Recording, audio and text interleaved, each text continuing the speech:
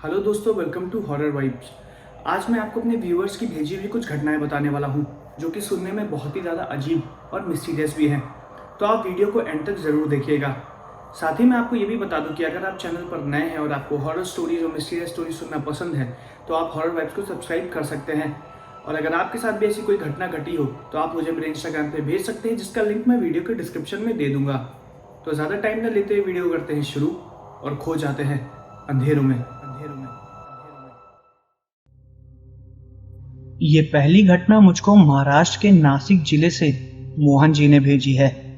और अब आगे की घटना मैं आपको मोहन जी के पॉइंट ऑफ व्यू से बताऊंगा। मेरा नाम मोहन है और मैं नासिक का रहने वाला हूं। आप सभी हॉरर वाइब्स के दर्शकों को मैं प्रणाम बोलना चाहता हूं और आशा करता हूं कि आप सभी अच्छे होंगे। मैं महादेव का भक्त हूं और उनमें काफी ज्यादा विश्वास भी रखता हूं। वैसे तो मैं भूत प्रेतों को नहीं मानता था, लेकिन जब मेरे साथ ये घटना घटी तो मैं भूत प्रेत और आत्माओं में विश्वास करने लगा और वहीं से ही मेरी भगवान में भी श्रद्धा और ज्यादा बढ़ने लगी। हमारा घर 3 मंजिल का बना हुआ था, जिसमें पहली मंजिल पर ढेर सारी दुकानें थी और दूसरी मंजिल पर हम लोग रहते थे। तीसरा मंजिल हमेशा खाली रहता था। ये घटना मेरे साथ मेरे घर में 2011 में घटी थी। ऊपर का फ्लोर खाली होने की वजह से पापा ने सोचा कि उसमें किसी किराएदार को रख लिया जाए। बहुत लोगों से बात की, लेकिन कोई भी किराएदार नहीं मिल रहा था। काफी दिनों बाद एक किराएदार आया, जिसके परिवार में एक बुजुर्ग माता और पिता और उनका बेटा था। उसके अलावा उनके परिवार में और कोई भी नहीं था। उन्होंने हमारे ऊपर का फ्लोर 3 महीने के लिए रेंट पे लिया हुआ था। उन्होंने पापा से ये बताया था कि 3 महीने बाद वो लोग अपने नए घर में शिफ्ट हो जाएंगे, जो कि यहीं पास में ही बन रहा है। उन्होंने पूरे 3 महीने का किराया एक ही बार में दे दिया था। पापा ने भी सोचा कि जब तक कोई किराएदार नहीं मिल रहा है, उन्हीं लोगों को 3 महीने के लिए मैं ऊपर वाला फ्लोर किराए पे दे दूं। उसके बाद वो लोग शिफ्ट हो गए। 1 महीने तक तो सब कुछ नॉर्मल था। उसके बाद उस घर में जो बुजुर्ग माता पिता थे, वो हमको दिखना बंद हो गए। वो ज्यादातर घर के अंदर ही रहते थे। उन बुजुर्ग माता पिता का जो बेटा था, वो बाहर सुबह ऑफिस अपने काम से जाता था और रात में लौट कर आता था। साथ ही वो अपना घर भी बनवा रहा था, इसलिए वो ज्यादातर टाइम अपने नए प्लॉट पे ही रहता था। एक बार जब वो सुबह ऑफिस जा रहा था, तो पापा ने उनसे पूछा कि अब आपके माता पिता दिखते नहीं हैं। तो उन्होंने बताया कि वो ज्यादातर घर के अंदर ही रहते हैं और उन दोनों की तबीयत भी ठीक नहीं है, इसलिए वो बाहर नहीं निकलते। पापा को ये बात बहुत अजीब लगी, क्योंकि किसी का घर से बिल्कुल भी बाहर ना निकलना बहुत अजीब चीज होती है। एक बार रात के करीब 10:30 बज रहे थे।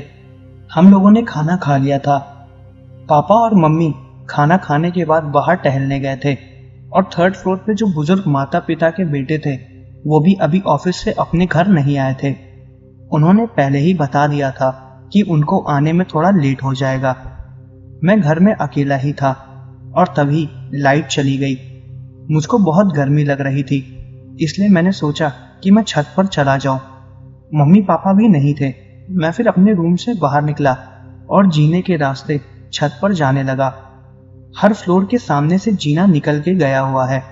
ऐसे ही मैं 2nd फ्लोर को पार करते हुए 3rd फ्लोर पे ही जा रहा था। काफी ज्यादा अंधेरा था। तब मैंने देखा कि वो जो बुजुर्ग माता पिता है, वो लोग बाहर कुर्सी पर ही बैठे हुए हैं। मैंने कभी उनसे बात नहीं की थी। अंधेरे में उनका चेहरा मुझको नजर नहीं आ रहा था, लेकिन साफ साफ पता चल रहा था कि अंधेरे में 2 लोग बैठे हुए हैं। मैं ऊपर की तरफ धीरे धीरे जा रहा था और मैं उन्हीं को देख रहा था और वो लोग भी मुझे देख रहे थे। उनकी परछाई से मुझे साफ साफ पता चल रहा था कि उनकी नजर मेरी ही तरफ है। वो लोग बात भी नहीं कर रहे थे और शांति से मुझे सीढ़ियों के ऊपर जाते हुए देख रहे थे। तभी मैंने उनको प्रणाम किया और ऊपर जाने लगा। उन्होंने मेरे सवाल का कोई भी जवाब नहीं दिया। मैं जब सीढ़ियों से ऊपर जा रहा था, तभी मुझे उनके रूम के अंदर से एक औरत के हंसने की आवाज आई। वो आवाज बहुत ही ज्यादा शांत थी। मुझको नहीं पता था कि वहां पर कोई औरत भी थी। हालांकि मम्मी पापा ने बताया था कि ऊपर सिर्फ 3 ही लोग रहते हैं। मैंने फिर इस बात पे ज्यादा ध्यान नहीं दिया। मैं सीढ़ियों के रास्ते ऊपर छत पे चला गया। मैं कुछ देर तक ऊपर ही था और सीढ़ियों का दरवाजा भी खुला हुआ था। थोड़ी देर बाद मैंने छत से देखा तो मम्मी पापा वापस घर लौट के आ रहे थे। उनको पता चल गया था कि लाइट जा चुकी है, तो उनको ये तो पता था कि मैं छत पे जरूर होऊंगा। कुछ देर बाद लाइट भी आ गई। लाइट आने के 2 मिनट बाद मैं नीचे जा रहा था। जब मैं नीचे जा रहा था तो मैंने देखा कि 3rd फ्लोर पे वो दोनों बुजुर्ग लोग अपने रूम के अंदर जा चुके हैं और रूम का दरवाजा अंदर से बंद है। मुझे बहुत अजीब लगा। उन लोगों ने जरा सी भी आवाज तक नहीं की। मैं चुपचाप नीचे के फ्लोर पर चला गया और मम्मी से जाके बोला कि ऊपर जो लोग रहते हैं उनके साथ क्या कोई लेडीज भी रहती है क्या? मम्मी ने कहा नहीं, ऊपर सिर्फ 3 ही लोग रहते हैं। मैंने उनसे बताया कि ऊपर मुझे उन दोनों के अलावा एक औरत की भी आवाज आ रही थी। जब मैंने मम्मी को ये बात बताई तो उनको बहुत ही ज्यादा अजीब लगा। पहले तो वो दोनों बुजुर्ग भी घर से बाहर नहीं निकलते थे और अब मैंने उस औरत की भी आवाज के बारे में मम्मी को बता दिया था, तो उनको शक होने लगा कि शायद कोई चौथा आदमी भी वहां रहता हो। मैं मम्मी को ये बात बता ही रहा था, तभी वो भैया भी ऑफिस से लौट आए और फिर मम्मी ने उन भैया से पूछा कि आपके अलावा और आपके माता पिता के अलावा घर में और कौन रहता है। तब उन भैया ने बताया कि हमारे अलावा और कोई भी नहीं रहता है। मैंने मम्मी को बताया कि मैंने वहां पर किसी और की आवाज सुनी थी। मम्मी ने मेरी बात पर विश्वास भी नहीं किया। उनको लगा कि शायद मैं मजाक कर रहा हूँ या फिर मुझे कोई वहम हुआ है। इतना बोलते ही मम्मी ने मुझे रूम के अंदर जाने के लिए बोला और वो भैया भी फिर ऊपर चले गए। इस बारे में मैं पूरी रात सोचता रहा। मम्मी को मेरी बात पर विश्वास बिल्कुल भी नहीं हो रहा था। उसके बाद अगली रात जब मम्मी पापा दोबारा टहलने के लिए गए तो मैं छत पर गया। जब मैं छत पे जा रहा था तो मैंने देखा कि 3rd फ्लोर की पूरी लाइटें बंद हैं। मुझे ये बात बहुत अजीब लगी।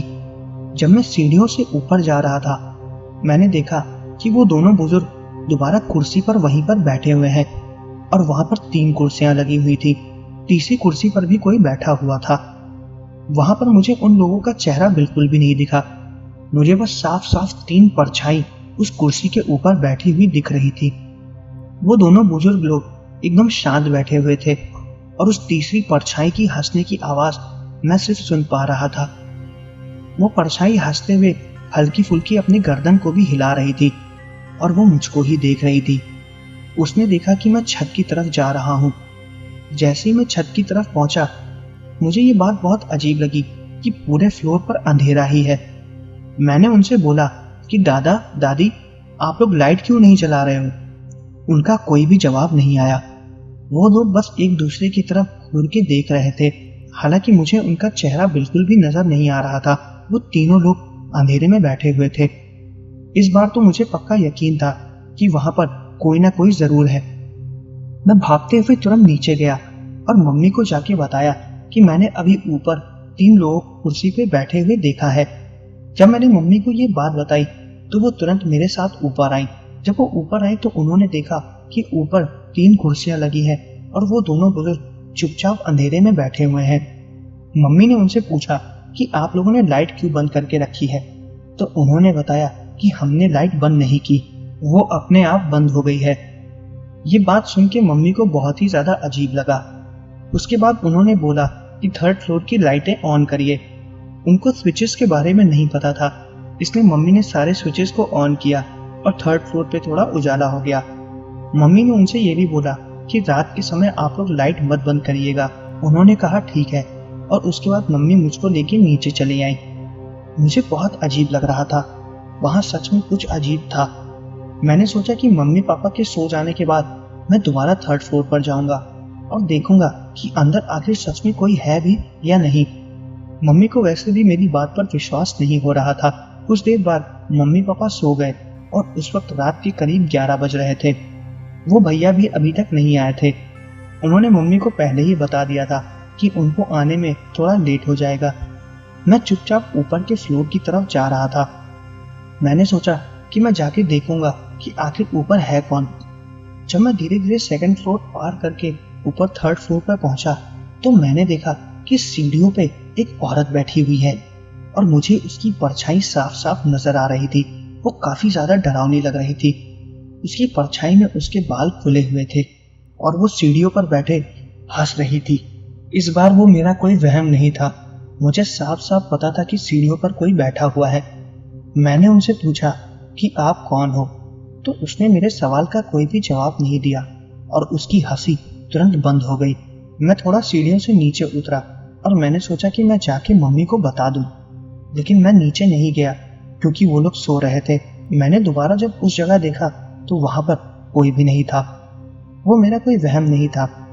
मुझे लगा कि शायद वो औरत ऊपर छत की तरफ चली गई हो। जब मैं सीढ़ियों से थोड़ा ऊपर चढ़ा तो मैंने देखा कि उन दोनों बुजुर्गों का कमरा अंदर से बंद है। मुझे लगा कि शायद वो लोग सो गए होंगे। मैंने देखा कि ऊपर के छत का दरवाजा खुला हुआ है। जब मैं धीरे धीरे उस दरवाजे को बंद करने जा रहा था तो मैंने देखा वो औरत सामने दरवाजे के पास ही खड़ी है और उसको देख के मैं डर गया। मुझे अभी भी उसका चेहरा नहीं दिखाई दिया था क्योंकि हमेशा की तरह उसने 3rd फ्लोर की लाइटें बंद रखी हुई थी। मेरी आंखों के सामने ही उसने दरवाजे को खूब जोर से बंद किया। छत का वो दरवाजा लोहे का था। रात के अंधेरे में जब वो दरवाजा जोर से बंद हुआ तो उसकी आवाज बहुत ही ज्यादा जोर से गूंजी। मैं उसको देख के डर गया और जोर जोर से चिल्लाने लगा। मेरे चिल्लाने की आवाज मम्मी पापा ने भी सुनी और वो लोग भागते हुए ऊपर 3rd फ्लोर पर आए। उन्होंने देखा कि मैं सीढ़ी के पास बैठा हुआ चिल्ला रहा हूँ और रो रहा हूँ। उस औरत को देख के मैं बहुत ज्यादा डर गया था। मेरे हाथ पैर बहुत बुरी तरीके से कांप रहे थे। पापा ने मुझको उठाया और मुझसे पूछा कि आखिर मुझे क्या हुआ है। मैंने उनको बताया कि आप लोग मेरी बात पर विश्वास नहीं कर रहे हो।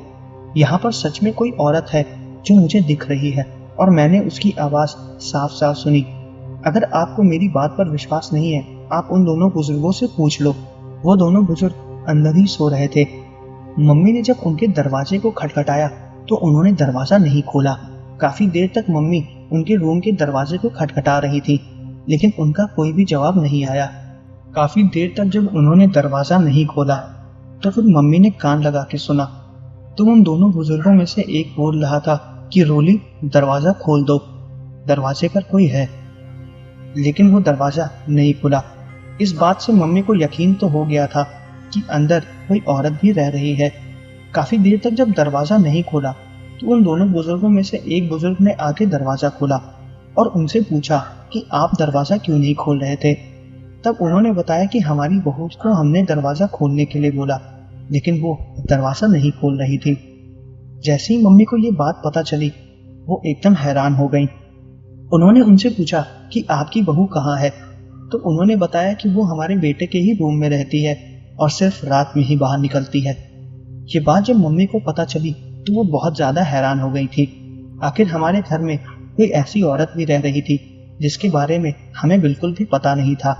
उसके बाद मम्मी उस कमरे में गई जिस कमरे में वो औरत थी। जब मम्मी ने उस कमरे के दरवाजे को खोला तो अंदर कोई भी नहीं था। अंदर कुछ कपड़े रखे हुए थे और एक टेबल था। टेबल पर एक लाल रंग की पोटली रखी हुई थी जो चारों तरफ से गुलाब के फूलों से कवर थी। जब मम्मी ने उस पोटली को ठंड से देखा तो पता चला कि उसमें किसी की अस्थियां रखी हुई हैं। ये चीज देख के मम्मी एकदम हैरान हो गई। कुछ देर बाद वो भैया भी आ गए। मम्मी ने उनसे पूछा कि तुम्हारे कमरे में वो लाल पोटली में क्या चीज है, तो उन्होंने बताया कि वो उनकी बीवी की बची हुई अस्थियां हैं जो वो अपने साथ रखते हैं। ये बात जैसे ही मम्मी को पता चली वो बहुत हैरान हो गई।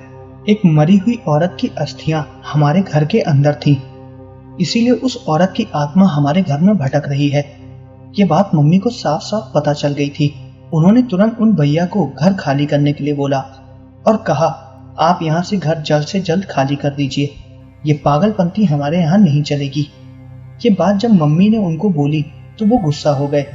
पापा ने भी फिर उनको वहां से जाने के लिए बोला। 2 दिन बाद उन्होंने घर को खाली कर दिया और पापा ने उनका 2 महीने का रेंट वापस लौटा दिया। अजीब बात तो ये थी कि वो औरत सिर्फ उन दोनों बुजुर्गों को ही दिख रही थी और उन दोनों को ये भी नहीं पता कि उनकी बहू अब मर चुकी है।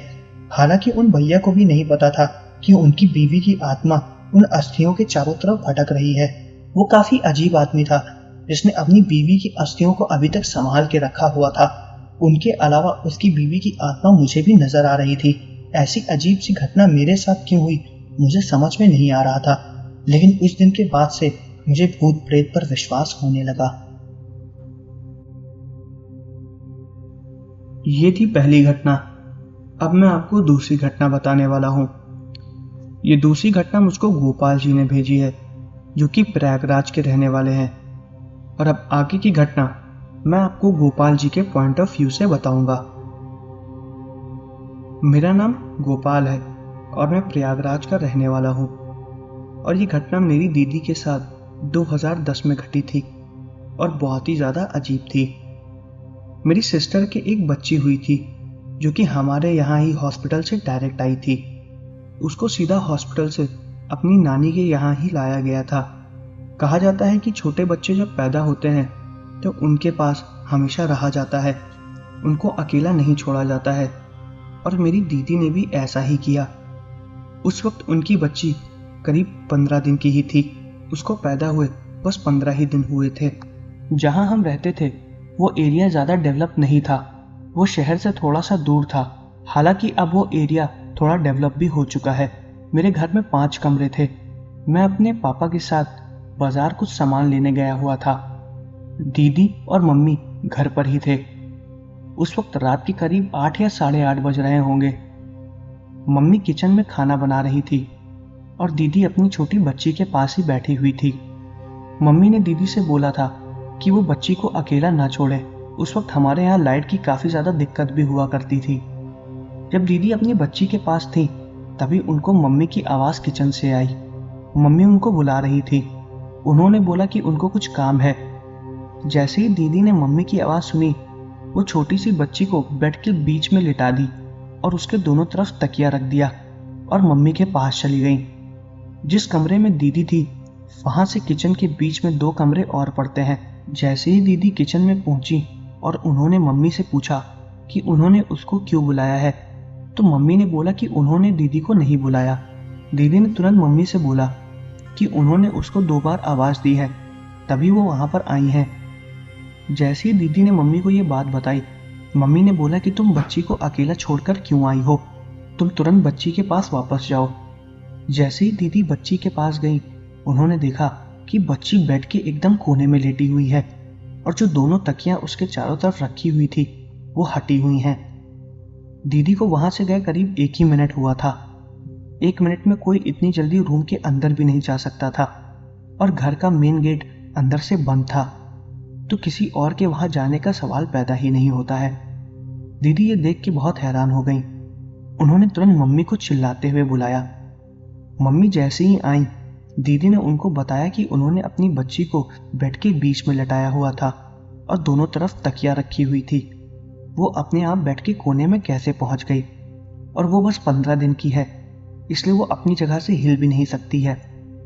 जब दीदी ने मम्मी को यह बताया तो मम्मी ने कहा कि तुमको शायद कोई वहम हुआ होगा, इतनी जल्दी कोई कैसे यहाँ पर आ सकता है। हो सकता है कि तुम जल्दबाजी में उसको बेड के कोने पर ही छोड़ के चली गई हो। अगली बार ध्यान रखना, ये लापरवाही मत करना। हालांकि दीदी को साफ साफ याद था कि उन्होंने अपनी बच्ची को बेड के बीच में ही लिटाया हुआ था। उनकी बात पर मम्मी विश्वास नहीं कर रही थी। फिर उसके बाद मम्मी ने बोला कि इन सब बातों को छोड़ो और बच्ची को दूध पिला दो। उन लोग की बहस चली रही थी, तभी मैं और पापा घर पे आ गए। उन दोनों की चलती हुई बहस पे मैंने और पापा ने उनसे पूछा कि आखिर क्या हुआ। तब दीदी ने पापा को और मुझको ये बात बताई। हालांकि हम लोग को भी इस बात पर विश्वास नहीं हो रहा था। उसके बाद रात हो गई और 11 बज रहे थे।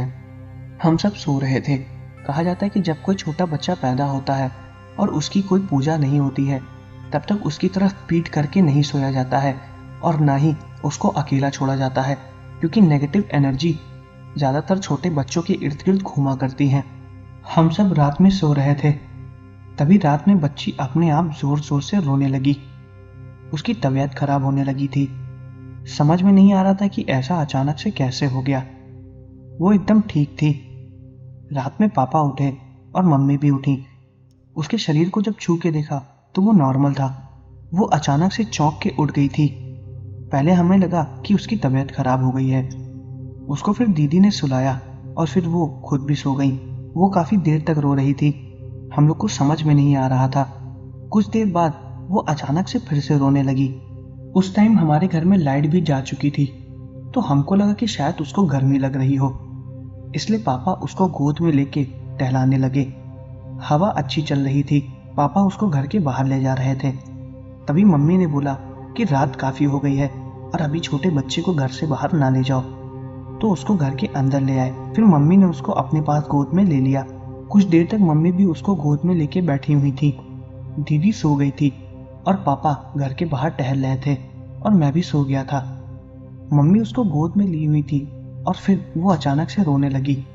मम्मी को लगा कि शायद उसको भूख लग रही है, इसलिए वो बस कुछ सेकंड के लिए बच्ची को वहीं दीदी के पास छोड़ के किचन में दूध लेने के लिए चली गई। दीदी भी सो रही थी। जब मम्मी किचन से दूध लेके आई तो उन्होंने देखा जहां पर वो बच्ची थी उसके बगल में एक औरत बैठी हुई है। मम्मी को उसकी परछाई दिखी, वो भी बस 5 सेकंड के लिए। उस परछाई को देख के मम्मी बहुत ज्यादा डर गई। पहले उनको लगा कि शायद उसके पास दीदी बैठी हुई है, लेकिन दीदी तो सो रही थी। उस परछाई को देख के मम्मी तुरंत चिल्लाने लगी और पापा भी तुरंत घर के अंदर आए और मैं और दीदी उठ गए। जैसे ही पापा ने मम्मी से पूछा कि क्या हुआ, तो उन्होंने बताया कि उन्होंने उस बच्ची के पास एक परछाई देखी है और वो बच्ची को जहां पर उन्होंने लिटाया था वो उस जगह से थोड़ा आगे भी हिली हुई है। मम्मी ने जैसे ये बात सबको बताई, दीदी ने भी कहा कि मुझे भी ऐसा ही कुछ महसूस हुआ था। इस बात से ये तो पता चल गया था कि हमारे घर में उस वक्त कोई आत्मा थी जो छोटी सी बच्ची के चारों तरफ घूम रही थी। हम लोग रात भर नहीं सोए। अगले दिन सुबह पंडित जी को बुलाया गया। तब पंडित जी ने किसी तरह घर में कोई चीज महसूस की। उन्होंने कहा कि इस घर में इस वक्त एक आत्मा का वास है, जो कहां से आई उसके बारे में किसी को कुछ भी नहीं पता है। आप जल्द से जल्द इस बच्ची को यहाँ से भेज दो। फिर उसी दिन ही दीदी अपने ससुराल चली गई और जब वो वहां पर पहुंची तो उसकी बच्ची की तबीयत धीरे धीरे और खराब होने लगी थी। कुछ दिनों बाद वो ठीक हो गई। पंडित जी ने बताया कि हो सकता है उन छोटी सी बच्ची के पीछे पीछे कोई काली आत्मा या परछाई आ गई हो। फिर पंडित जी ने दीदी से बोला कि जब वो बच्ची सोए तो उसके पास एक लोहे का चक्कू रख दे। लोहे को देख के अक्सर नेगेटिव एनर्जी पास नहीं आती हैं।